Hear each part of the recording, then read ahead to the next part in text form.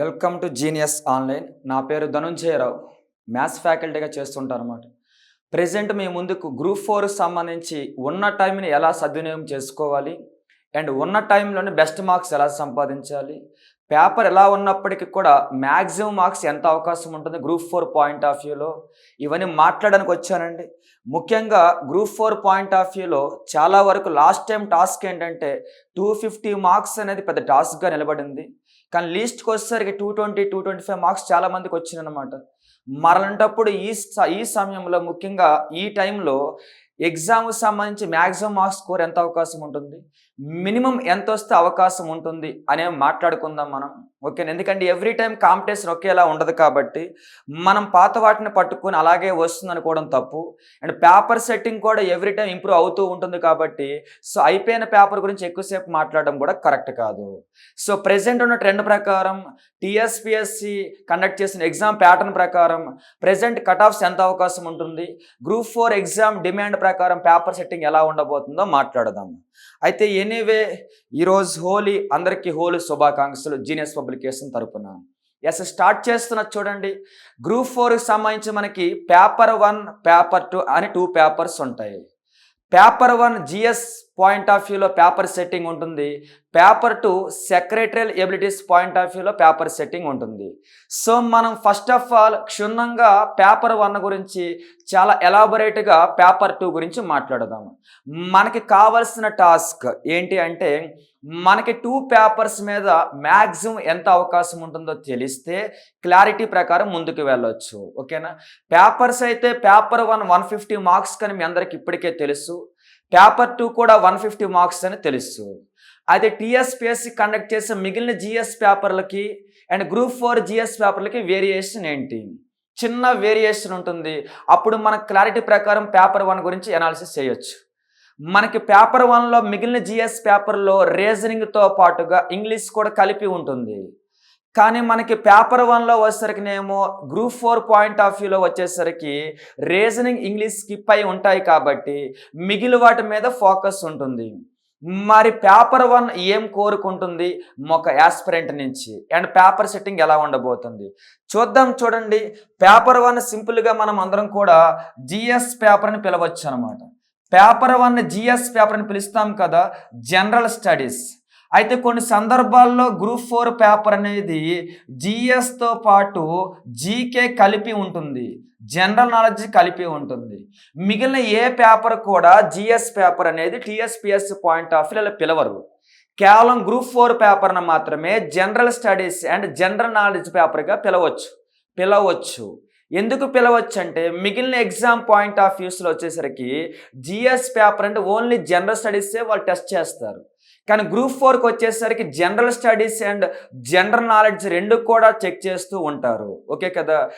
మనం మైండ్కి ఏం తీసుకోవాలంటే పేపర్ 1 అనేది రిమైనింగ్ పేపర్లా గ్రూప్ 2 పేపర్ 1లో జిఎస్ పేపర్లా కానీ గ్రూప్ 3లో పేపర్ 1 జిఎస్ పేపర్లో కానీ ఏఈ, ఏడబ్ల్యూ కానీ సిడిపిఓ, ఈఓ వీటన్నిటిలో లాగా పేపర్ అయితే జిఎస్ పేపర్ ఉండదు. చిన్న చేంజ్ ఏమనంటే అది ఓన్లీ జనరల్ స్టడీస్ పేపర్ కాదు, general studies and general knowledge paper అనేది క్లారిటీ ఉండాలి.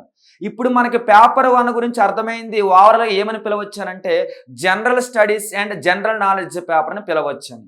మరలంటప్పుడు ఇందులో కంటెంట్స్ ఏమేమి ఉంటే చూద్దాం మనం. చూడండి, ఇందులో వచ్చేసరికినేమో ఫస్ట్ ఆఫ్ ఆల్ మనం తీసుకుంటున్నాం ఏమనంటే ఇందులో మనం ఇండియన్ కాన్స్టిట్యూషన్ తీసుకుంటున్నాం. ఒక్కసారి చూడండి, ఇందులో వచ్చేసరికి మనం ఏం తీసుకుంటున్నాం అంటే first of all current affairs తీసుకుందామండి. పేపర్ 1కి సంబంధించి ఫస్ట్ టాపిక్గా కరెంట్ అఫైర్స్ అండ్ జీకే గురించి మాట్లాడదాం. పేపర్ 1కి సంబంధించి ఎందుకు ఫస్ట్ ఇదే తీసుకున్నామంటే హైయెస్ట్ వెయిటేజ్ ఉంటుంది కాబట్టి. అర్థమవుతుంది కదా? గ్రూప్ 4లో జిఎస్ అండ్ జీకే పేపర్లో భాగంగా హైయెస్ట్ వెయిటేజ్ వచ్చేసరికినేమో కరెంట్ అఫైర్స్ అండ్ జీకే కలిపి ఉంటుంది. ఇప్పుడు మనం ఎలాబరేట్గా కరెంట్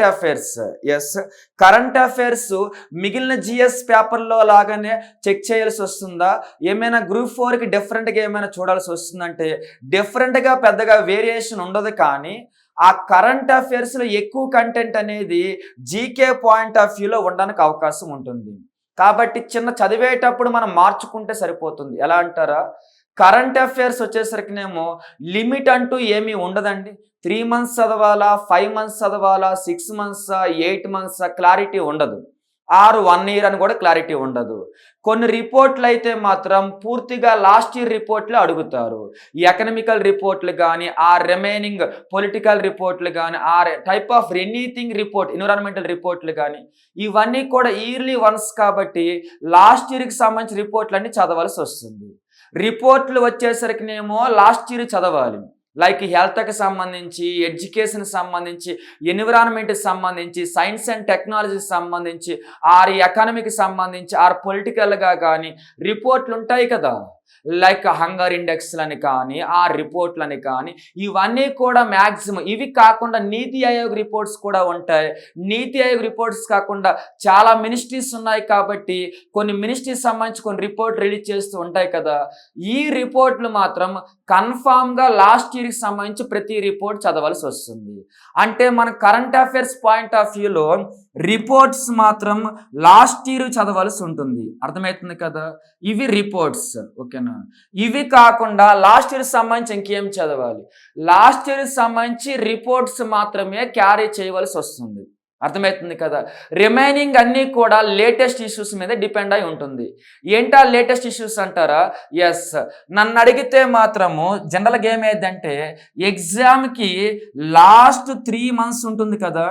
ఈ లాస్ట్ 3 మంత్స్కి సంబంధించి 50% కరెంట్ అఫైర్స్ ఉంటాయి. ఓకే కదా. ఇవి కాకుండా ఒకవేళ లాస్ట్ 3 మంత్స్ కాకుండా లాస్ట్ 6 మంత్స్ తీసుకున్నాం అనుకోండి, లాస్ట్ 6 మంత్స్ సంబంధించి ఒక 70 to 80% కరెంట్ అఫైర్స్ ఉంటాయి. ఓకేనా. ఒకవేళ అలా కాకుండా లాస్ట్ 8 మంత్స్ తీసుకున్నారనుకోండి, మనకు వచ్చేసరికి 80 to 90% కరెంట్ అఫైర్స్ ఉంటాయి.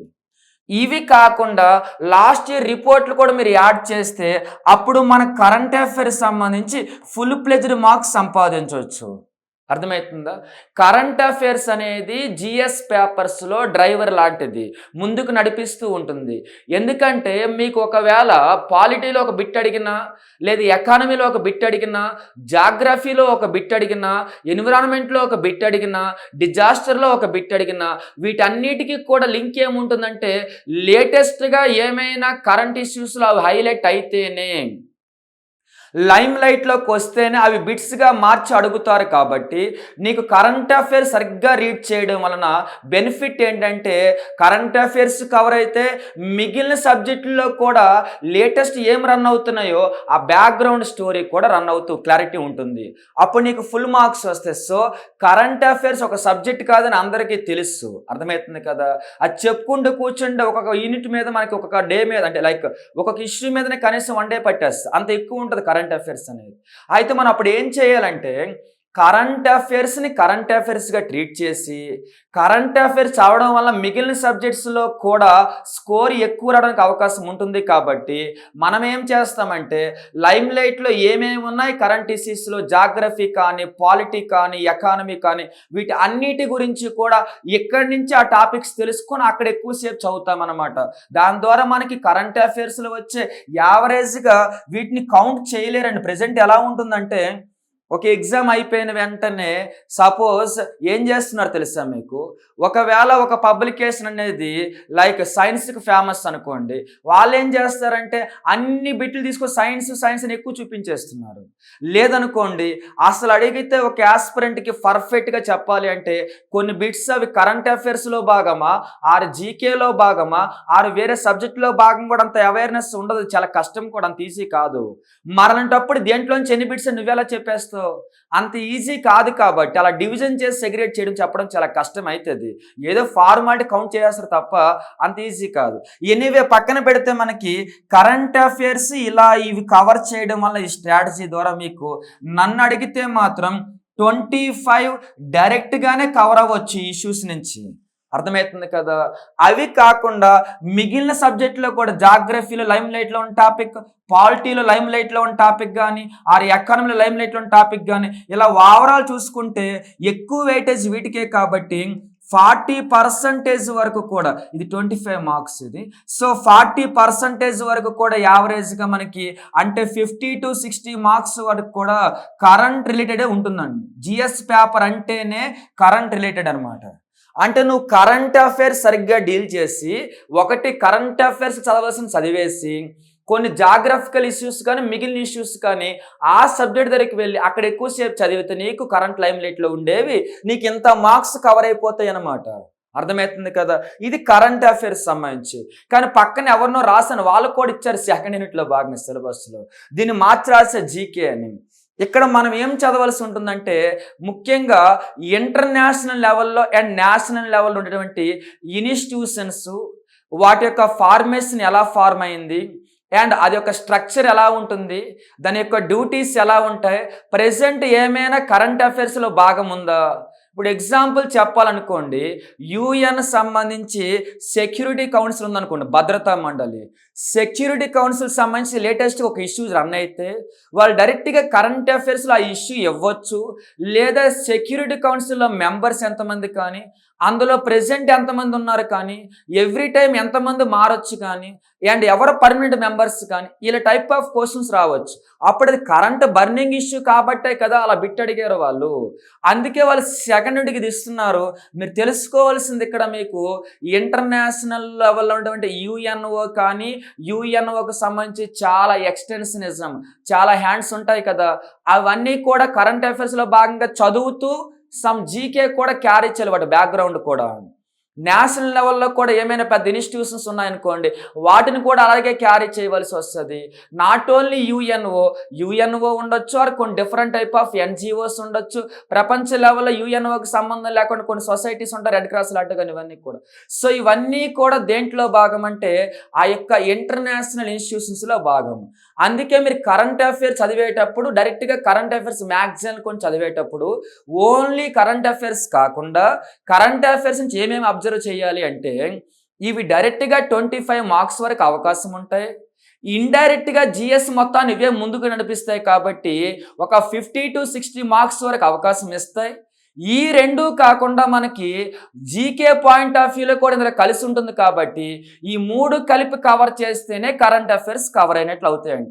అంత వెయిటేజ్ ఉంటుంది కాబట్టి నన్ను అడిగితే మాత్రం ఈ 3.5 to 4 months టైం ఉంది కదా, ఈ 3.5 to 4 monthsలో ఎవ్రీ మంత్ యావరేజ్గా కేవలం కరెంట్ అఫైర్ డైలీ కాదు, న్యూస్ పేపర్ చదవాలి డైలీ. ఇది కాకుండా ఈ 3.5 to 4 months కూడా మంత్కి యావరేజ్గా 4 days స్పెండ్ చేసినా తప్పులేదు, ఓన్లీ కరెంట్ అఫైర్స్ డైరెక్ట్గానే. సో అర్థం చేసుకోండి, వెయిటేజ్ ఎక్కువని కరెంట్ అఫైర్స్. ఇలా మనము జిఎస్ పేపర్లో ఒక కంటెంట్ కవర్ చేస్తాం. మరి జిఎస్ పేపర్లో నెక్స్ట్ కంటెంట్ ఏంటో చూద్దాం. చూడండి, Indian constitution. Yes, Indian constitution కూడా లాస్ట్ టైం కొంచెం ఎక్కువ బిట్స్ ఇచ్చారు. కారణం ఎలక్షన్స్ దగ్గర అవ్వడం అండ్ పొలిటికల్గా ఎవ్రీడే న్యూస్లో ఆర్టికల్స్ రావడం, అంతేగాని స్టాక్ పాయింట్ ఆఫ్ వ్యూలో అయితే కాదు అండి. కాబట్టి మరి ఈసారి కూడా ఎలక్షన్ దగ్గరికి వస్తున్నాయి కదా, సేమ్ అలాగే 5 years అయినట్టుంది మొత్తానికి. సో వస్తున్నాయి కదా, మరంటప్పుడు ఇప్పుడు కూడా పాలిటీ ఎక్కువ బిట్స్ వస్తాయంటే రావచ్చు, తప్పేం లేదు కదా. సో నువ్వు మెంటల్లీ రెడీ అయి ఉండాలన్నమాట. మరి పాలిటీలో నువ్వు ఏ రకమైన స్ట్రాటజీ అవలంబించాలి, ఇంప్లిమెంట్ చేయాలి, మరి పాలిటీలో స్కోప్ ఎక్కడ ఎక్కువ ఉంది మాట్లాడుకుందాము. పాలిటీలో ముఖ్యంగా గ్రూప్ 4 పాయింట్ ఆఫ్ వ్యూలో ఒకటి సబ్జెక్ట్ని టెస్ట్ చేస్తూ ఉంటారు ఒక 50%. ఒక 50% మాత్రం స్టాక్ పాలిటీ గుర్తుందో లేదని చెక్ చేస్తూ ఉంటారు. అంటే పాలిటీ చదివేటప్పుడు కొన్ని బైహార్ట్ చేయవలసిన బైహార్ట్ చేయాలి, కొన్నిటిని అర్థం చేసుకోవాల్సిన వాటిని అర్థము చేసుకోవాలి. 2 రకాలు ఫాలో అయితేనే ఫుల్ మార్క్స్ వస్తాయి. మరి ఎక్కడ బైహార్ట్ చేయాలి, ఎక్కడ అర్థం చేసుకోవాలి? పాలిటీకి సంబంధించి కాన్స్టిట్యూషన్ ప్రీ హిస్టరీ ఉంటుంది, రాజ్యాంగ పరిస్థితికి సంబంధించి, రాజ్యాంగ నిర్మాణం సంబంధించి ముందుగా జరిగేది రాజ్యాంగ పరిస్థితి నిర్మాణం కానీ లేదా చార్టర్ యాక్ట్స్ అవన్నీ ఉంటాయి కదా, ఇవన్నీ కూడా మీరు చదివేటప్పుడు స్టాక్ పాయింట్ ఆఫ్ వ్యూలోనే చదవాలి. ఆ యాక్ట్ ఏంటి, ఆ యాక్ట్లో ఉండే మేజర్ కీ పాయింట్స్ 3-4 పాయింట్స్ ఉంటే వాటిని డైరెక్ట్గానే బైహార్ట్ చేయాల్సి వస్తుంది. ఎందుకంటే మీకున్న టైంలో అండ్ మీకు అడిగే పేపర్ విధానానికి మీరు అనవసరంగా వాటిని ఎలాబరేట్ చేస్తారంటే టైం అంతా వేస్ట్ అయిపోతుంది. కాబట్టి అలాగా ముఖ్యంగా 1940s ముందుండే యాక్ట్లన్నీ కూడా బైహార్ట్ చేయవలసి వస్తుంది. ఆ తర్వాత కాన్స్టిట్యూషన్ అసెంబ్లీలోకి వస్తారు. కాన్స్టిట్యూషన్ అసెంబ్లీ కూడా మ్యాక్సిమం స్టాకే క్యారీ చేస్తది. ఎందుకంటే కమిటీసు, హెడ్సు, మెంబర్సు నంబర్స్ ఒక కమిటీలో ఎంతమంది ఉన్నారు, ఎలక్షన్ ప్రాసెస్ ఏంటి, ఎలక్షన్‌లో ఎంతమంది ఇవన్నీ కూడా స్టాక్. సో, ఫుల్ ప్లెడ్జ్డ్‌గా మీరు బై హార్ట్ చేయవలసి వస్తది ఈ కంటెంట్ వరకు. అర్థమవుతుంది కదా! ఈ తర్వాత మీకు పాలిటీలో ఒకసారి కాన్స్టిట్యూషన్ రెడీ అయిపోద్ది కాబట్టి, అక్కడ మీకు పార్ట్సు, షెడ్యూల్స్ అండ్ ఆర్టికల్స్ ఉంటాయి కదా! పార్ట్స్‌ని బై హార్ట్‌తో పాటు అదొక స్ట్రక్చర్డ్ ఆర్డర్ వైజ్ ఉంటుందన్నమాట. సపోజ్ ఇది ఒక ప్రాంతం, భూభాగం అంటారు. ఈ ప్రాంతంలో మనము ఫస్ట్ ఆఫ్ ఆల్ చేయవలసిందేంటి? ఈ ప్రాంతంలో ప్రజలెవరో గుర్తుపట్టాలి. అంటే సిటిజన్‌షిప్ ఇవ్వాలి. ఆ ప్రజలు ఎదగడానికి అవకాశం ఇవ్వాలి. అంటే రైట్స్ ఇవ్వాలి. ఆ ప్రజలకి ఇంకా అవకాశం ఏముంటుందంటే గవర్నమెంట్స్ యొక్క వాళ్ళ యొక్క ఫైనాన్షియల్ స్టెబిలిటీ ప్రకారం, అవకాశం ప్రకారం అండ్ గవర్నమెంట్ యొక్క ఉద్దేశం ప్రకారం, విజన్ ప్రకారం ఇంకా ప్రజల కోసం ఏమైనా చేయాలి అంటే డైరెక్టివ్ ప్రిన్సిపల్స్, ఆదేశ సూత్రాలు ఉంటాయి. తర్వాత వీటన్నిటిని కూడా ఎగ్జిక్యూటివ్, ఎంతసేపు భూభాగం గురించి మాట్లాడారు కదా, ఇంప్లిమెంట్ చేయడానికి ఒక ఎగ్జిక్యూటివ్ బాడీ కావాలి. రాష్ట్రపతితో స్టార్ట్ అవుతుంది, దాన్ని సెంట్రల్ గవర్నమెంట్ అంటారు. తర్వాత స్టేట్ గవర్నమెంట్ వస్తుంది, కాన్స్టిట్యూషన్ బాడీస్ వస్తాయి, రాజ్యాంగేతర సంస్థలు వస్తాయి. ఇది మీరు ఆర్డర్ ప్రకారం ఎక్కడ చదవాలి అంటే పార్ట్స్లో. అంటే పార్ట్స్ అనేవి, భాగాలు అనేవి అర్థం చేసుకుంటూ ఆర్డర్, ఒక మీనింగ్ఫుల్ ఆర్డర్ అది. సో అలాగే నేర్చుకోవాలి. పార్ట్స్ నేర్చుకున్న తర్వాత మీరు నేర్చుకోవాల్సిన షెడ్యూల్స్. పార్ట్స్లో ఉన్నవే షెడ్యూల్స్లో ఎక్కువ కనిపిస్తూ ఉంటాయి. కాకపోతే దేనికైతే ఎక్కువ ఇబ్బంది కలుగుతుందో వాటిని అవకాశం, అంటే ఎక్కువగా కూడా గవర్నమెంట్ ఫేవర్ ఉండడం కోసం షెడ్యూల్స్ రూపంలో నిర్మించారు కాబట్టి మీరు లాస్ట్లో వాటిని ఒకేసారి చూడాల్సి వస్తుంది. అవి ఆల్రెడీ అందులో కనిపించినవి కనిపిస్తుంటాయి పార్ట్స్లో వచ్చినవి. అది అయిపోయిన తర్వాత మీరు చూడవలసింది ఆర్టికల్స్. ఎస్, మీకు ముందుగానే ఆల్రెడీ 51 ఆర్టికల్స్ వరకు కూడా ప్రతి ఒక్కరికి అడిగితే రావాలి విత్ సబ్ ఆర్టికల్స్. గ్రూప్ 4 పిల్లలకైతే మాత్రం ఫస్ట్ ఆర్టికల్ నుంచి 51 వరకు కూడా కళ్ళు మూస్తే రావాలి, చూడకుండా రాయమన్నా రాయగలగాలి, గుర్తుపట్టగలగాలి సబ్ ఆర్టికల్స్తో సహా. అంత నీడ్ అవి. మీకు కన్ఫర్మ్ క్వశ్చన్స్ అక్కడ ఎక్కువ వస్తాయి. 51 తర్వాత ఇంపార్టెంట్ ఉంటాయి, కానీ 51 నుంచి 395 వరకు కూడా మీరు తీసుకుంటే అంతా కలిపి ఒక 50 ఆర్టికల్స్ ఇంపార్టెంట్ ఉంటాయి. అవి మీకు ఏవి ఇంపార్టెంట్ ఎలా తెలుస్తాయి? ప్రీవియస్ క్వశ్చన్లు చూస్తే మీకు తెలుస్తాయి. అప్పుడు అలా మీరు ఏం చేస్తున్నారంటే ఫస్ట్ 51 నీట్గా నేర్చుకుంటున్నారు, ప్రీవియస్ క్వశ్చన్స్ బట్టి మిగిలిన 50 వరకు అలా 100 ఆర్టికల్స్ నేర్చుకుంటారు. అలా మనం అవి బై హార్ట్ చేయాల్సి ఉంటుంది. దీని తర్వాత ముఖ్యంగా ఎలక్షన్ ప్రాసెస్లో భాగంగా ప్రెసిడెంట్ ఎలక్షన్స్కి, మిగిలిన పార్లమెంటరీ ఎలక్షన్స్కి ఇక్కడ సబ్జెక్ట్ నేర్చుకోవాల్సి ఉంటుంది. ఇంతకుముందు అంతా స్టాక్. అర్థమవుతుంది కదా? జ్యుడిషియరీ సిస్టమ్ కూడా ఆల్మోస్ట్ అంతే, సబ్జెక్ట్ నేర్చుకోవాల్సి ఉంటుంది. అర్థమవుతుంది కదా? ఎగ్జిక్యూటివ్ బాడీస్ మొత్తం కూడా సబ్జెక్ట్ నేర్చుకోవాల్సి వస్తుంది. లాస్ట్కి వచ్చేసరికి రాజ్యాంగబద్ధ, రాజ్యాంగేతర సంస్థలు మాత్రం కన్ఫామ్గా బై హార్ట్ చేయవలసి ఉంటుంది. అంటే సబ్జెక్ట్లో 2 రకాలను, గ్రూప్ 4 గురించే మాట్లాడుతున్న, గ్రూప్ 2 గురించి కాదు, అర్థం చేసుకోండి. అర్థమవుతుంది కదా? సో ఇలా పాలిటీని మీరు 2 రకాలుగా కవర్ చేస్తే కానీ మీకు పర్ఫెక్ట్ మార్క్స్ రావు. అయితే లాస్ట్లోకి హింట్ అయితే ఇస్తున్నాను, ఏమని తెలుసా? పాలిటీలో ఏమవుతుంది అనుకున్నారు? కరెంట్ పాలిటీ అనేది లేటెస్ట్గా జరిగేది 10 to 20% డైరెక్ట్గా బిట్లు వస్తాయి. కానీ లేటెస్ట్గా జరిగే ఇష్యూస్ ప్రకారము పాత పాలిటీని, స్టాక్ పాలిటీని బిట్స్ ఎక్కువ ఇస్తారు. కాబట్టి నన్ను అడిగితే మాత్రం అన్ని సబ్జెక్టులు పక్కన పెడితే పాలిటీలో ఓన్లీ ప్రాక్టీస్ బిట్స్ కాదు, ప్రాక్టీస్ బిట్స్ అనే తలనొప్పి భూమి మీద ఇంకేది ఉండదు. అర్థమవుతుంది కదా? నన్ను అడిగితే అత్యంత ఫెయిల్యూర్ కాన్సెప్ట్ కాంపిటేటివ్ ఎగ్జామ్లో ప్రాక్టీస్ బిట్స్. ఎందుకని? ఓన్గా క్రియేట్ చేస్తారు, వాటికి ఏమి స్ట్రాటజీస్ ఉండవు, ఏముండవు, ఎదరు బుక్ వేసుకుని ఏవి పడితే రాసేస్తుంటారు అనమాట. సో నన్ను అడిగితే మాత్రం ప్రాక్టీస్ బిట్స్ కంటే కూడా ప్రీవియస్ బిట్సే మంచి ఫార్ములా అవుతుంది కాంపిటేటివ్ ఎగ్జామ్స్ సంబంధించి. అందుకనే కాన్స్టిట్యూషన్ సంబంధించి మీరు చేయవలసింది ఏంటంటే only previous bits, every topic సంబంధించి ప్రీవియస్ బిట్స్ గ్యాదర్ చేయండి. అది బుక్స్ ఫార్మెట్లోనా, పబ్లికేషన్ ఫార్మెట్లో కానీ సంపాదించిన తర్వాత ప్రతి లెసన్ సంబంధించిన ప్రీవియస్ బిట్స్ పర్ఫెక్ట్గా చదువుకొని వెళ్ళినా సరే, పాలిటీ నుంచి ఒకవేళ ఒక 30 బిట్స్ ఇచ్చారనుకుందాం, అది లాస్ట్ టైం, ఎవ్రీ టైం అలా ఉండొచ్చు అంటే ఉండొచ్చు, ఉండకపోవచ్చు, రెడీగా ఉండాలి కదా. అందుకే ఒకవేళ యావరేజ్గా అనుకుందాం, 30 బిట్స్ ఇస్తే అందులో నీకు 20 to 25 బిట్స్ అనేవి 99% ప్రీవియస్ బిట్సే ఉంటాయి. అంటే నువ్వు పాలిటీ చదివేటప్పుడు సబ్జెక్ట్ చదవడం ఎంత ఇంపార్టెంటో ప్రీవియస్ బిట్స్ డైరెక్ట్గా చూసి వెళ్ళిన అవే వస్తాయి. అది ఒకటి అవకాశం ఉంటుంది. పూర్తిగాని చెప్పట్లే, నేను 20 to 25 అని చెప్పానమాట. ఇలా మీరు పాలిటీ స్కోర్ కాపాడుకోవచ్చు. ఇంతకుముందు మీకు నేను కరెంట్ అఫైర్స్ స్ట్రాటజీ కూడా చెప్పానమాట. ఇక్కడికి పాలిటీ అయిపోతే నెక్స్ట్ వన్ చూడండి.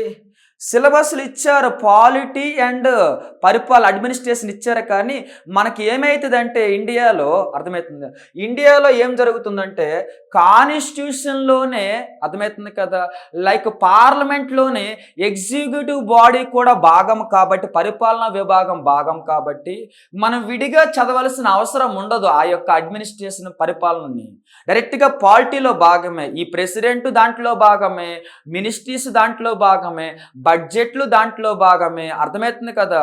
సో ఈ యొక్క ఎలక్షన్ కమిషన్ ఇవన్నీ దాంట్లో భాగమే కాబట్టి నువ్వు విడిగా సిలబస్ చూడాల్సిన పని లేదు, పాలిటీ చూసుకుని సరిపోతుంది అనమాట. అది తెలుసుకో. అక్కడతో పాలిటీ స్టాటస్ అయిపోయింది కదా. నెక్స్ట్ వన్ చూద్దాం మనం.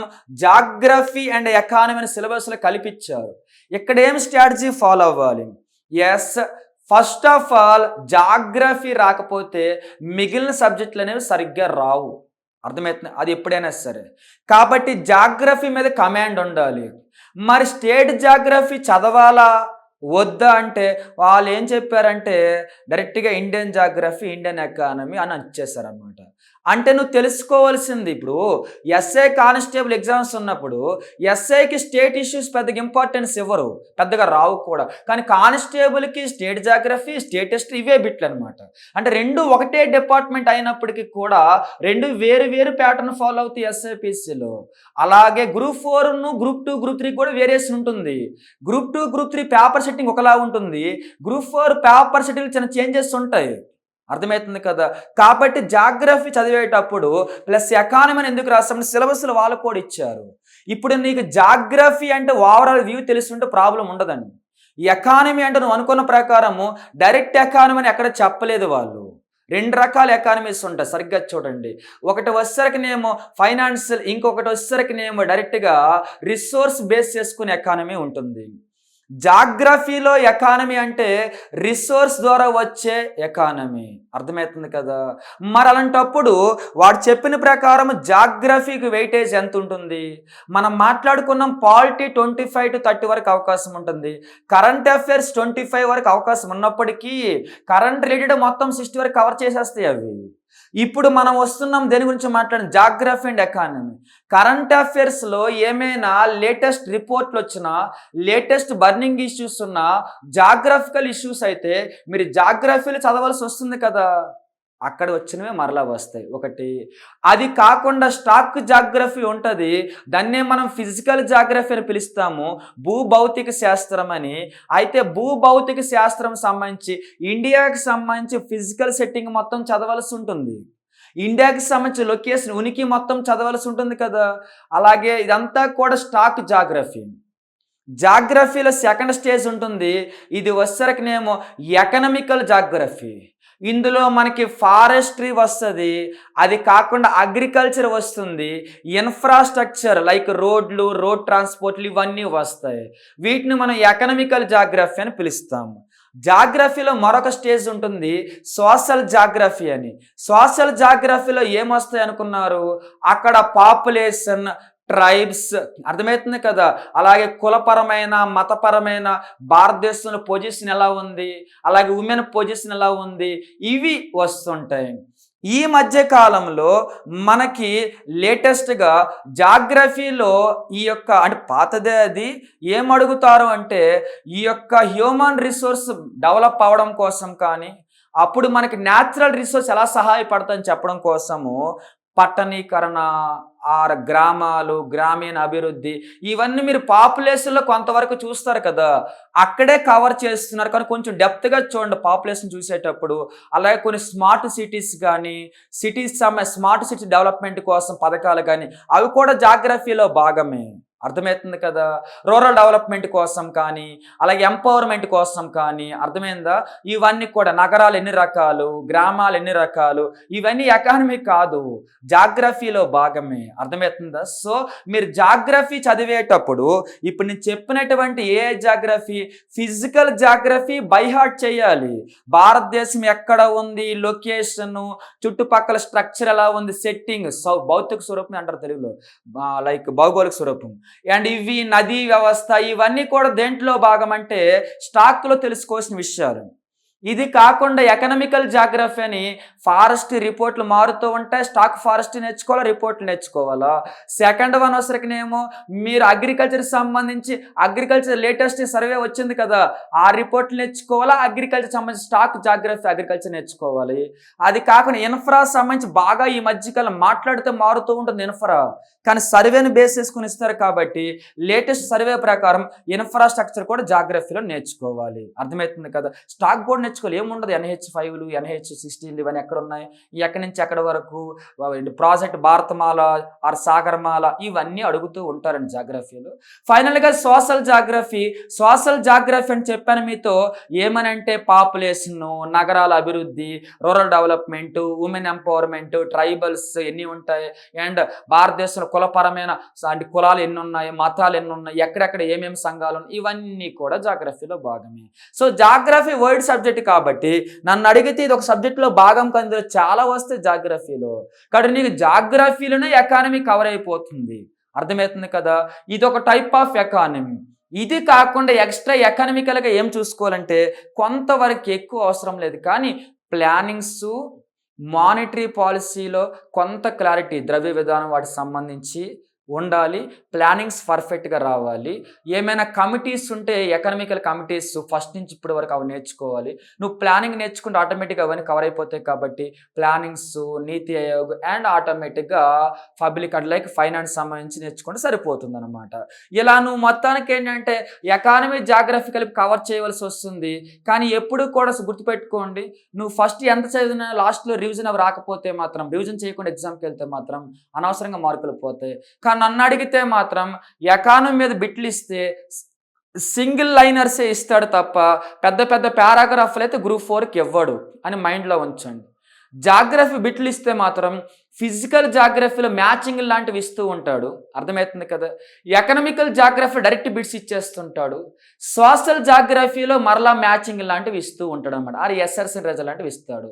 ఆ పాయింట్ ఆఫ్ వ్యూలో నువ్వు చదువు. జాగ్రఫీలో కూడా మనకి యావరేజ్ ఒక సబ్జెక్ట్ కాదు కదా, జాగ్రఫీ చాలా కలిసి ఉన్నాయి కాబట్టి ఎక్కువ మార్క్స్కి అవకాశం ఉంటుందన్నమాట.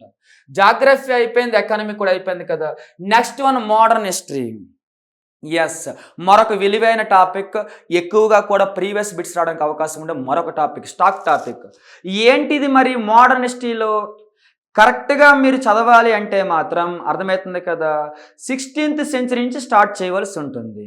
కానీ దానికంటే ముందు యూరోపియన్ ఎంట్రన్స్ ముందు నుంచి ట్రై చేస్తారు కాబట్టి యూరోపియన్ ఎంట్రన్స్ నుంచి స్టార్ట్ చేయాల్సి వస్తుంది. 16th సెంచరీ నుంచి కూడా మీరు ఫస్ట్ ఆఫ్ ఆల్ ఆ వచ్చే 5 గ్రూపులు ఉంటాయి కదా వేరే వేరే కంట్రీస్ నుంచి, వాళ్ళందరికీ సంబంధించి పర్ఫెక్ట్గా నేర్చుకోలేదు, కన్ఫ్యూజ్ అయిపోతావు. ఒక పని చేయాల్సి వస్తుంది. ఆ 5 కంట్రీస్ నుంచి వచ్చే గ్రూపులందరికీ కూడా ఈస్ట్ ఇండియా కంపెనీస్ ఏర్పాటు చేసి వస్తారు కదా, వాళ్ళందరి గురించి ఒక చోట ఒక టేబులర్ ఫామ్ రాసేసుకో, కంపేర్ చేస్తూ అది ఎగ్జామ్కి వెళ్ళే ముందు కూడా చూసుకో క్లారిటీ కోసం. అప్పుడు నీకు అక్కడ కన్ఫ్యూజ్ పోతుంది. కొత్త వాళ్ళకి చాలా కన్ఫ్యూజ్ ఉంటుంది ఆ ఏరియా అనేది, ఎవరేంటి అన్ని పేర్లు ఒకేలా ఉంటాయి కదా. అందుకని ఒక చోట వాళ్ళు రావడం అండ్ ఎండింగు అండ్ వాళ్ళలో ఉన్నటువంటి గొప్ప వ్యక్తులు, వాళ్ళు చేసిన యుద్ధాలు, వాళ్ళు సాధించినవి, వాళ్ళు చెప్పిన ఇదంతా రాసుకో ఒక చోట. అర్థమవుతుంది కదా. అప్పుడు నీకు ఈజీ అవుద్ది రివిజన్ అనేది, లేదా వాళ్ళ బిట్స్ పోతాయి. సో ఇది అయిపోయిన తర్వాత వాళ్ళ నుంచి ఒక గొప్ప శక్తి ఉద్భవిస్తుంది. దాని పేరు మనం ఏమంటామంటే బ్రిటిష్ ఈస్ట్ ఇండియా కంపెనీ అని. సో ఇప్పుడు నువ్వు సెకండ్ ఫోకస్ చేయవలసిన ఫస్ట్ వాళ్ళు 5 గురించి నేర్చుకున్న తర్వాత బ్రిటిష్ ఈస్ట్ ఇండియా కంపెనీ యొక్క ఎక్స్టెన్షనిజం, విస్తరణవాదం, అది భారతదేశంలో విస్తరించడం కోసం ఏమేం చేసిందంటే యుద్ధాలు చేస్తుంది ఫస్ట్. సో అది చేసిన ప్రతి యుద్ధాలని order wise Karnataka, Mysuru and మన దాని ఏమంటారు అది ఫ్రెంచ్ యుద్ధాలు, ప్రతిదీ కూడా అండ్ బెంగాల్లో యుద్ధాలు కానీ వరుస పెట్టి సిక్ యుద్ధాలు కానీ ఇలా నువ్వు వరుసగా రాసుకుని నీట్గా ఎక్కువ స్టోరీ చదవక కానీ ఆ వార్ ఏ ఇయర్ ఎవరెవరు పార్టిసిపేట్ చేశారు అండ్ ఆ యొక్క రాజ్యం నుంచి అండ్ బ్రిటిష్ సైనిక జనరల్ ఎవరు ఉండేవారు, ఎవరు విన్ అయ్యారు, ఏ భూభాగం కోల్పోయారా, ఏమైనా సంధి ద్వారా ఆ యుద్ధం ముగిసిందా అనేది నువ్వు అక్కడ నేర్చుకోవాల్సి వస్తుందన్నమాట. ఎక్కడ? ఈ యొక్క బ్రిటిషర్స్ యొక్క ఈ ఎక్స్టెన్షనిజంలో, విస్తరణవాదంలో. ఇది అయిపోయిన తర్వాత నువ్వు బ్రిటిషర్స్కి మరొక రకమైన విస్తరణవాదం ఉంటుంది. ఏంటది? లైక్ క్రైస్తవ మిషనరీ స్థాపించడం అండ్ ఆటోమేటిక్గానే వాళ్ళు కాస్త గవర్నర్ జనరల్గా మారటం, ఇదంతా కూడా పొలిటికల్ ఎక్స్టెన్షనిజం అంటాం మనము. సో ఇక్కడికి వచ్చేస్తాము. పొలిటికల్ అంటే మీకు పాలిటీలో కవర్ అయింది ఇక్కడ కూడా 1773 నుంచి కూడా తర్వాత వరకు కూడా. అప్పుడు నువ్వు గవర్నర్ జనరల్ పేర్లు, వాళ్ళు సాధించిన విషయాలు, వాళ్ళు చేసిన కృషి నేర్చుకోవాల్సి వస్తుంది. ఆ తర్వాత మనకి ముఖ్యంగా మోడర్న్ హిస్టరీలో అర్థమవుతుంది కదా, ఏమైనా సోషల్ రీఫార్మ్స్ ఉద్యమాలు చాలా ఉంటాయి మీకు తెలుసు, సాంఘిక సంస్కరణ ఉద్యమాలు, అవన్నీ ఎక్కడే నేర్చుకోవాలి. అలాగే భక్తి మూమెంట్ కానీ సూఫీ మూమెంట్, ఇవన్నీ కూడా నువ్వు ఎక్కడ నేర్చుకుంటావు కాబట్టి సో వరుసగా నీట్గా నేర్చుకోవాల్సి వస్తుంది. సో ఇక్కడ మనం ఇంకోటి తెలుసుకోవాల్సింది ఏంటంటే, ఇక్కడ మనము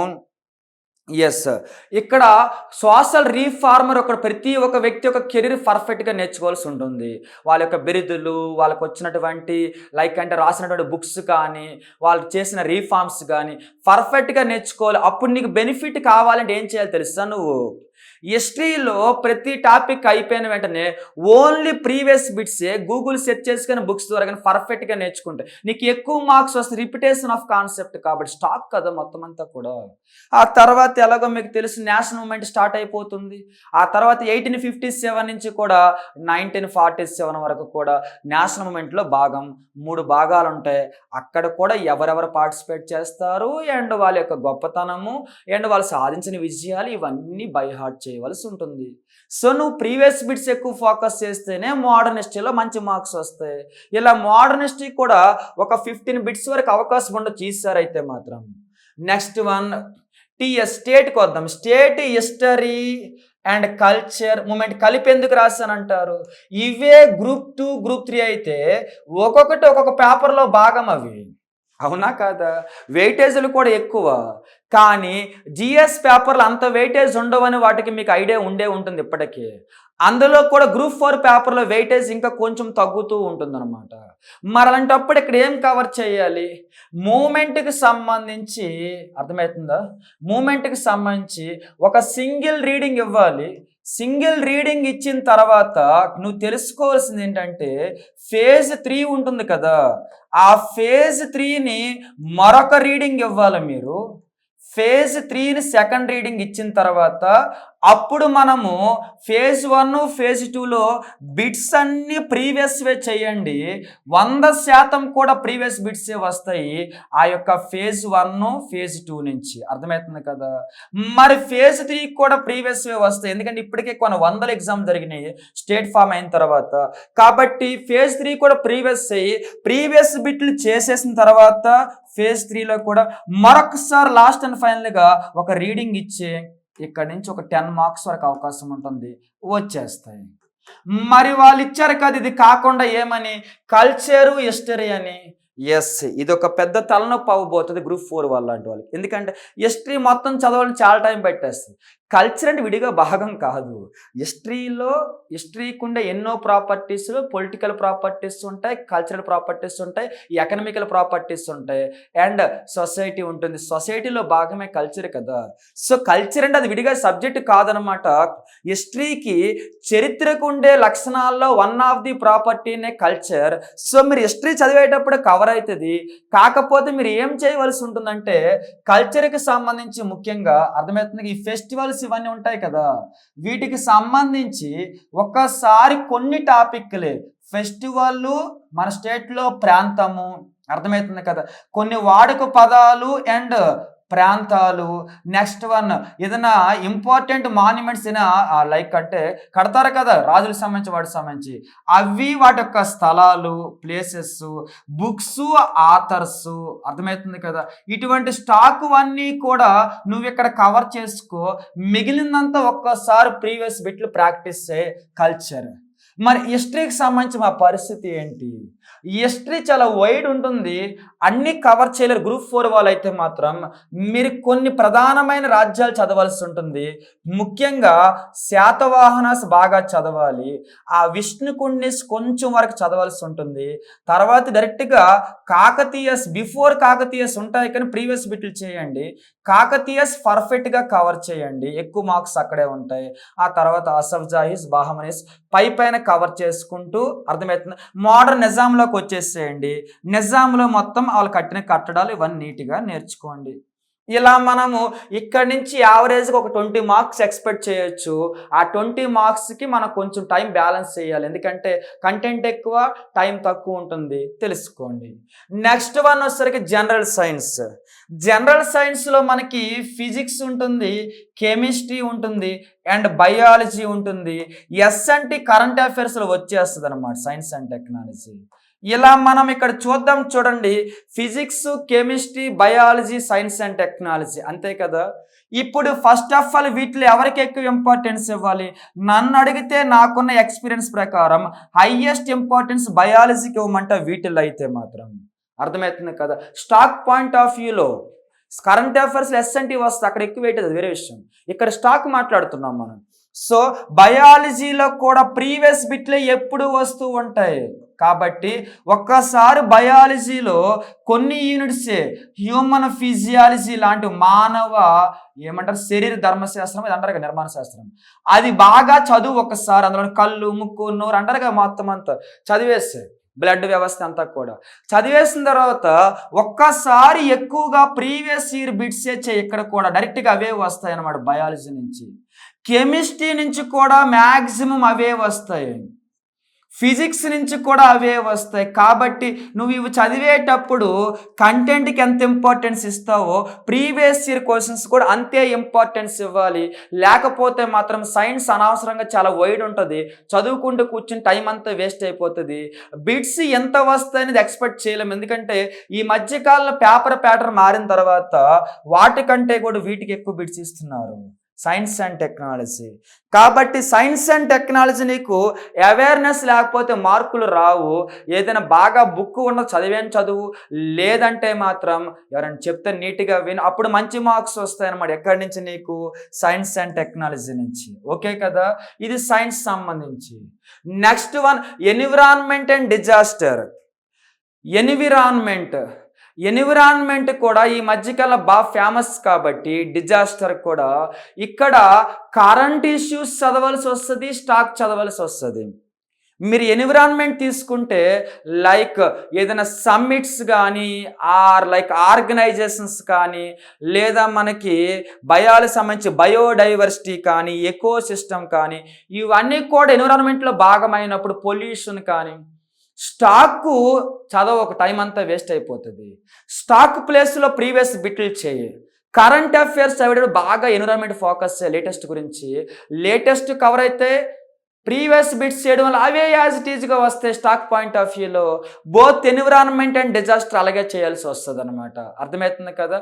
మార్క్స్ అనేది లిమిట్ లేదు. మేబీ స్పెషల్ యూనిట్ ఇచ్చారు కాబట్టి రేటు మీద కలిపి ఒక 8 మార్క్స్కి అవకాశం ఉండొచ్చు నాకు తెలిసి. మరి ఓకేనా.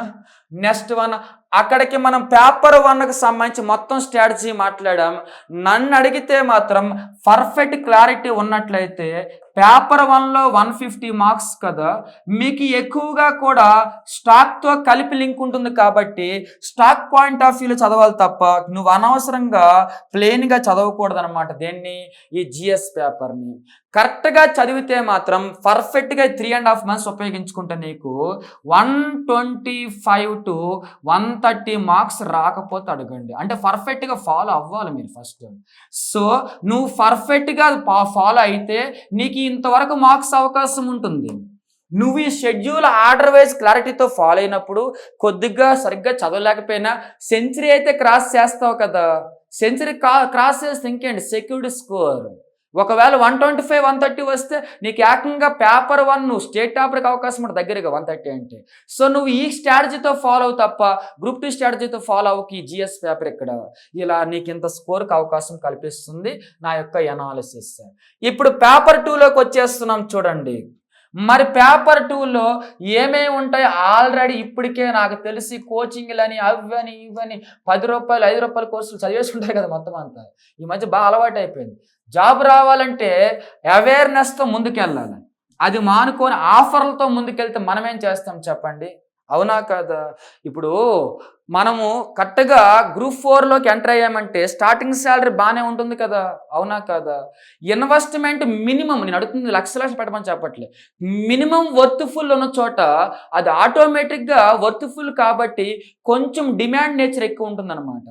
అప్పుడు మీరు కొద్దిగా ఇన్వెస్ట్ చేయాలి. వేస్ట్ ఖర్చులు చాలా పెడతారు కదా, అక్కడ ఎందుకు రూ. 10 రూ. 5 కోర్స్ అని చెప్పి టెంప్ట్ అవుతారు. అసలు వెనకమాల బ్యాక్గ్రౌండ్ ఏమీ ఉండదు, సరిగ్గా కోర్సులు ఉండవు, పక్కన పెడితే కనీసం ఎక్స్పీరియన్స్ ఉండదు. 4 రోజులు 4 వరుసగా యూట్యూబ్లో వీడియోలు చేస్తారు. 5వ రోజు వచ్చేసరికినేమో కోర్స్ ఆఫర్ అంటారు. ఎలా అలా పాసిబుల్? సరైన స్ట్రాటజీ ఉండదు, ఏదేదో జరిగిపోతూ ఉంటుంది కదా. ఆ పని చేయకండి, ఇక్కడికి రండి. పేపర్ 2 కూడా చాలా మంచి స్కోరింగ్ కాన్సెప్ట్, ముఖ్యంగా గ్రూప్ 4కి సంబంధించి. ఇందులో ఫస్ట్ వన్ రీజనింగ్. మీరు ఎక్కువ ఇంపార్టెన్స్ ఇవ్వాల్సింది రీజనింగ్కి, అందుకనే మనం రీజనింగ్ గురించి మాట్లాడదాం, ఓకే కదా. రీజనింగ్లో మీరు సరిగ్గా చూస్తే చూడండి, లాజికల్ రీజనింగ్ ఉంటుంది. లాజికల్ రీజనింగ్ మీరు ఎవ్రీడే ఒక టెస్ట్ రాయాలి, అర్థమవుతుంది కదా. లాజికల్ రీజనింగ్ ఎవ్రీడే ఒక టెస్ట్ రాయాలి. టెస్ట్ ఎప్పుడు కూడా సరిగ్గా చూడండి, లాజికల్ రీజనింగ్లో అన్నీ కలిపి ఉండే టెస్టే రాయాలి. లాజికల్ రీజనింగ్లో ఉండే 14 యూనిట్స్ ఉంటాయన్నమాట. 14 కలిపే సిరీస్లు, లెటర్ సిరీస్లు, నెంబర్ సిరీస్లు, క్లాసిఫికేషను, కోడింగ్ డీకోడింగ్లు, అనాలిజీలు ఇవన్నీ కలిపి ఉంటాయి. నువ్వు కలిపి టెస్ట్ రాస్తేనే నీ యొక్క నాలెడ్జ్, థింకింగ్ ఇంప్రూవ్ అవుతూ ఉంటుంది అనమాట, అర్థమవుతుంది కదా. అప్పుడే నీకు లాజికల్ రీజనింగ్లో మంచి మార్క్స్ వస్తాయి. రీజనింగ్లో తర్వాత వచ్చేసరికినేమో ఎనలైటికల్ రీజనింగ్ అనొచ్చు, అర్థమవుతుంది కదా. ఎనలైటికల్ రీజనింగ్ అనొచ్చు, ఆర్ ఇంకొక రకంగా పిలుస్తున్నారు చూడండి, నాన్ వెర్బల్ రీజనింగ్ అనొచ్చు. మరి నాన్ వెర్బల్ రీజనింగ్ పరిస్థితి ఏంటి? Non verbal reasoning diagram base కాబట్టి డైలీ ప్రాక్టీస్ చేయకపోయినప్పటికీ కూడా వీక్లీ వన్స్ అందులో మరలా 14 యూనిట్లు ఉంటాయి, 14 యూనిట్స్ డయాగ్రామ్లో. అన్నీ కలిపి వీక్లీ వన్స్ ఒక ఎగ్జామ్ అయినా రాయాలి, క్లారిటీ కోసం, కమాండ్ కోల్పోకుండా ఉండడం కోసం.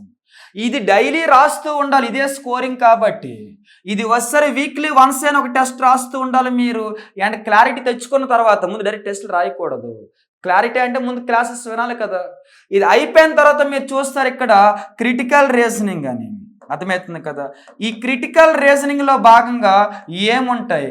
ఈ క్రిటికల్ రీజనింగ్లో వచ్చేసరికి నేను మీకు ముఖ్యంగా స్టేట్మెంట్లు, కన్క్లూషన్లు, ఎసర్షన్లు, రీజన్లు, కోర్స్ ఆఫ్ యాక్షన్లు, అజంప్షన్స్ ఇవన్నీ వస్తాయి ఇక్కడే. కాబట్టి ఇది నీకు ముందుగానే కొన్ని రూల్స్తో రన్ అయ్యేది, అది అర్థమవుతుందా. ఎవరు పడితే వాళ్ళు చెప్తే, మ్యాథ్స్ వాళ్ళు చెప్పేది కాదు అది క్రిటికల్ రీజనింగ్. మ్యాథ్స్ వాళ్ళకి ఏమీ రాదు ఆ విషయంలో. అది పూర్తిగా కూడా చాలా అవేర్నెస్తో కొన్ని రూల్స్ ప్రకారం ముందుకు వెళ్ళేది. అంతేకాని 4 రోజులు ప్రిపేర్ అయ్యే జాబ్ రాలి నేను కూడా క్లాస్ చెప్పేస్తాను మ్యాథ్స్ క్లాస్ కాబట్టి నా కోర్స్ కొని నేను కింగ్ అంటే కుదరదు ఇక్కడ. క్రిటికల్ రీజనింగ్ అనేది నువ్వు చెయ్యాలి అంటే చాలా వైడ్ జిఎస్ థింకింగ్ ఉండాలి. అంటే గతంలో చాలా బాగా జిఎస్ ప్రిపేర్ అయిన వాళ్ళు మాత్రమే క్రిటికల్ రీజనింగ్ లీడ్ చేస్తారు. అటువంటి కోర్స్ ఉంటేనే నీకు మంచి మార్క్స్ వస్తాయి, లేదా డైవర్ట్ అవుతారు మీరు, కాస్త గుర్తుపెట్టుకోండి, ఓకేనా. ఇది కూడా మంచి మార్క్స్, కాకపోతే ఒక్కసారి రూల్స్ చూసుకోవాలి. ఒక 2 డేస్ పాటు ప్రాక్టీస్ చేయాలి, వదిలేసి మధ్యలో నెక్స్ట్ మంత్లో కూడా ఒక 2 డేస్ ప్రాక్టీస్ చేయాలి వాటిని, నెక్స్ట్ మంత్లో మరొక 2 డేస్, ఎగ్జామ్కి వెళ్ళే ముందు రోజు ఒక్కసారి ఆ రూల్స్ చూసుకుని వెళ్తే చాలు మార్క్స్ వచ్చేస్తాయి. ఇది ఇక్కడ స్ట్రాటజీ. క్రిటికల్ రీజనింగ్ తర్వాత ఫైనల్గా అర్థమెటికల్ రీజనింగ్. అర్థమెటికల్ రీజనింగ్ అంటే ఎవరు అనుకున్నారు? క్యాలెండరు, క్లాక్స్, మిస్సింగ్ నెంబర్స్ ఇవన్నీ కూడా. సో అర్థమెటికల్ రీజనింగ్లో మనం ఏం చేయాలి? ఎక్కువ క్యాల్కులేషన్ పార్ట్ ఉంటుంది కాబట్టి కరెక్ట్గా చెప్పాలంటే ఒక్కసారి పర్ఫెక్ట్గా నేర్చుకుంటే అవి ఎప్పుడు అవే వస్తూ ఉంటాయి కాబట్టి సరిగ్గా నేర్చుకొని వీక్లీనో మంత్లీనో టెస్ట్ రాస్తే చాలా అర్థమెటికల్ రీజనింగ్. ఇలా నీకు ఒక రీజనింగ్ నుంచే 70 మార్క్స్ వరకు అవకాశం ఉంటుంది, అర్థమవుతుంది కదా, మర్చిపోవద్దు. మరి పేపర్ 2లో అర్థమెటిక్లోకి వద్దాం మనం. అర్థమెటిక్లో ఏం చేస్తే బెటర్? అర్థమెటిక్‌లో మనము సింప్లిఫికేషన్ నుంచి క్వెషన్స్ కన్ఫర్మ్ కాబట్టి, సింప్లిఫికేషన్స్ అనేవి క్యాల్కులేషన్ పార్ట్ వస్తే డైలీ ప్రాక్టీస్ చేయాల్సిన పని లేదు. ప్రతి ఒక్క సింబల్ మీనింగు, ప్రతి ఒక్క ఫంక్షన్ అంటే లైక్ ఇప్పుడు మీరు మాడ్యులస్ ఉంటే ఏం చేయాలి? ఆ రూట్ ఉంటే ఏం చేయాలి? ఈ టైప్ ఆఫ్ ఫంక్షన్స్ ఉంటాయి కదా! వీటి మీనింగ్ సరిగ్గా తెలిస్తే చాలు ఎగ్జామ్‌లో ఏ క్వెషన్ ఇచ్చినా చేసేయవచ్చు. అందుకే ఫస్ట్ టైం నేర్చుకున్నప్పుడు సింప్లిఫికేషన్ అనేది ప్రతి ఫంక్షన్ ఒక మోడల్గా నేర్చుకుంటే కమాండ్ ఉంటుంది, అంతేగాని చేసుకుంటూ పోతుంటే ఏవో జరుగుతూ ఉంటాయి. అది కాకుండా నెంబర్ సిస్టమ్ కూడా ఒక లిమిటెడ్ ఆర్డర్లో ఏమీ ఉండదు. ఏవి పడితే నెంబర్ సిస్టంలో క్వశ్చన్స్గా ఫ్రేమ్ చేయొచ్చు. నెంబర్స్ టైప్స్ కొంచెం అవేర్నెస్ ఉంటే చాలు, నెంబర్స్ మీద క్వశ్చన్స్ ఉంటాయి కాబట్టి. ఎల్సిఎం హెచ్ఎఫ్ పూర్తిగా ప్రాపర్టీ మీద రన్ అవుతుంది. ఎల్సిఎం అన్నా హెచ్సిఎఫ్ అన్న ఆప్షన్ వైజ్ చేసేవచ్చు కాబట్టి కొంచెం ఎక్కువ ప్రాక్టీస్ చేయాలి. బిట్స్ ప్రీవియస్ క్లాస్ నోట్స్ కంటే కూడా. రేషియో ప్రపోర్షన్ అనేది ఒక ఫంక్షన్ అంటే లైక్ ఒక ప్రాపర్టీ నెంబర్స్కి. సో రేషియో ప్రపోర్షన్ కొన్ని పర్మనెంట్ ఫిక్స్డ్ మోడల్స్ ఉంటాయి. గ్రూప్ 4కి అవే వస్తాయి, కొత్తవి రావు. ఆ వచ్చిన ఫిక్స్డ్ మోడల్స్ బ్యాంకింగ్లో వస్తాయి, ఎస్ఎస్సిలో వస్తాయి, రైల్వేస్లో వస్తాయి, రెగ్యులర్గా వస్తాయి కదా. అవి మాత్రమే మీరు ఇక్కడ ఫాలో అయితే చాలు. డైరెక్ట్గా అవే క్వశ్చన్లు వస్తూ ఉంటాయి గ్రూప్ 4కి అయితే. మన కొత్తవి ఏవి ఇన్నోవేటివ్ ఉండదు. ఆ తర్వాత మీరు పార్ట్నర్షిప్లోకి వస్తారు. పార్ట్నర్షిప్ కూడా కొన్ని ఫిక్స్డ్ మోడల్స్ ఉంటాయి, ఎక్కువసార్లు అడిగిన అవే ఇచ్చేస్తారు తప్ప కొత్తగా ఏమీ ఇవ్వరు. టైం బ్యాలెన్స్ చేసుకుని సరిపోతుంది.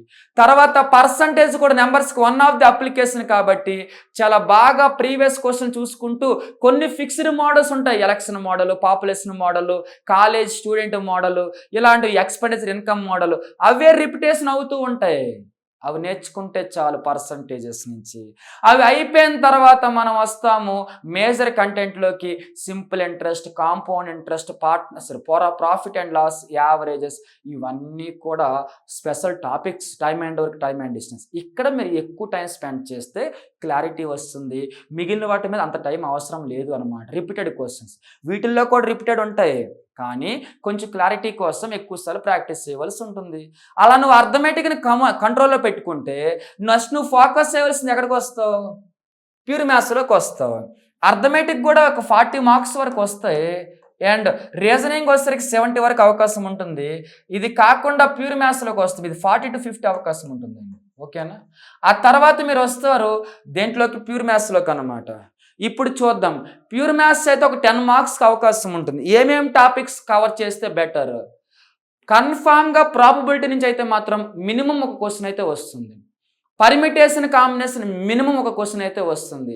హైట్స్ అండ్ డిస్టెన్స్ ఒక క్వశ్చన్ అయితే వస్తుంది. ప్రోగ్రెషన్ శ్రేణులు ఒక క్వశ్చన్ అయితే వస్తుంది. ఆ తర్వాత మిగిలినటువంటి క్వశ్చన్స్ అన్నీ కూడా areas, 2D geometry, volumes, 3D geometry, వీటి నుంచే వస్తాయి కాబట్టి బాగా ఫోకస్ చేయాలి 2D, 3D అండ్ ఈ లెసన్స్. అయితే బెనిఫిట్ ఏంటంటే ప్రీవియస్ క్వశ్చన్లే వస్తాయి కాబట్టి వీటి నుంచి కూడా కొంచెం ఎక్కువ ప్రీవియస్ క్వశ్చన్ 2 లైనర్స్ చూడండి, డైరెక్ట్గా వచ్చేస్తుంటాయి. ఆరు మంచి పర్ఫెక్ట్ నోట్స్ ఉంటే అది ఫాలో అవుతూ ఉండండి. అగర్వాల్ లాంటివి చేయకండి. గ్రూప్ 4కి అయితే అనవసరంగా ఎగ్జామ్కి దూరం అయిపోవద్దు, క్లారిటీ మిస్ అయ్యి రిపిటేషన్ ఆఫ్ క్వశ్చన్స్ ఉంటాయి. ప్యూర్ మ్యాథ్స్ కూడా ఒక 10 మార్క్స్కి అవకాశం ఉంటుంది. ఇక మిగిలినటువంటి 20 or 25 మార్క్స్ ఇంగ్లీష్లోకి వస్తారు. మన గ్రేట్నెస్ ఏంటంటే గ్రామర్ ఇంగ్లీష్ లేదు. సో మీరు గ్రామర్ నేర్చుకోవాల్సిన పని లేదు గ్రూప్ 4కి. మరి ఏం నేర్చుకోవాలి? కాంప్రహెన్షన్స్ నేర్చుకుంటే చాలు. కాంప్రహెన్షన్స్లో ముఖ్యంగా 10th క్లాస్ వరకు ఉండే కాంప్రహెన్షన్స్ ఉంటాయి కదా, ముఖ్యంగా 10th క్లాసులో కాంప్రహెన్షన్స్ ఉంటాయి కదా, వాటిని మీరు పర్ఫెక్ట్గా నేర్చుకుంటే చాలు. అంటే ప్రాక్టీస్ చేసేటప్పుడు ఆ సారు ఈ సార్ అవి కాకుండా ఏంటిది 10th క్లాస్ బుక్ తీసుకొని ఒక్కసారి అందులో ప్రతి కాంప్రహెన్షన్ కింద ఇచ్చిన క్వశ్చన్ని చూసుకుంటూ ముందుకు వెళ్తే డైరెక్ట్గా వస్తూ ఉంటాయి. అలా నీకు ఇంగ్లీష్ కూడా కవర్ అవుతుంది. ఇప్పుడు నువ్వు పర్ఫెక్ట్గా ఇవన్నీ ఫాలో అయితే మరలా ఈ ఎగ్జామ్ కూడా 150 మార్క్స్ కదా, 150 మార్క్స్.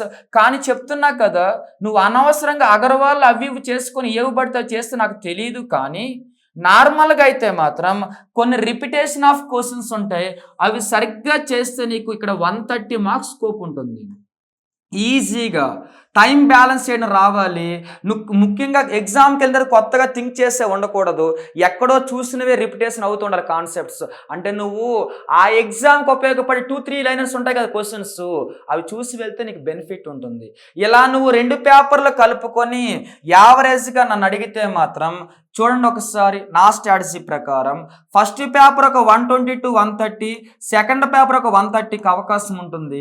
సరిగ్గా ప్రిపేర్ అయ్యే వాళ్ళకి మీరు కాస్త 250 వరకు ఆడుతూ పాడుతూ స్కోర్ చేయొచ్చు. కానీ చాలా ఓపికగా ప్రిపేర్ అవుతూ ఉండాలి ఈ 3.5 months. అర్థమవుతుంది కదా? ఇలా మీరు ఈ స్ట్రాటజీ ఫాలో అవ్వాలి. మరి ఇంతవరకు వచ్చాం కదా. సో మొత్తానికి మనకు అర్థమైంది గ్రూప్ 4 సంబంధించి ఉన్న టైంని ఎలా ఉపయోగించుకోవాలి. నేను చెప్తున్నా కదా 30 రోజులు 40 రోజులు స్ట్రాటజీ అని చెప్పను.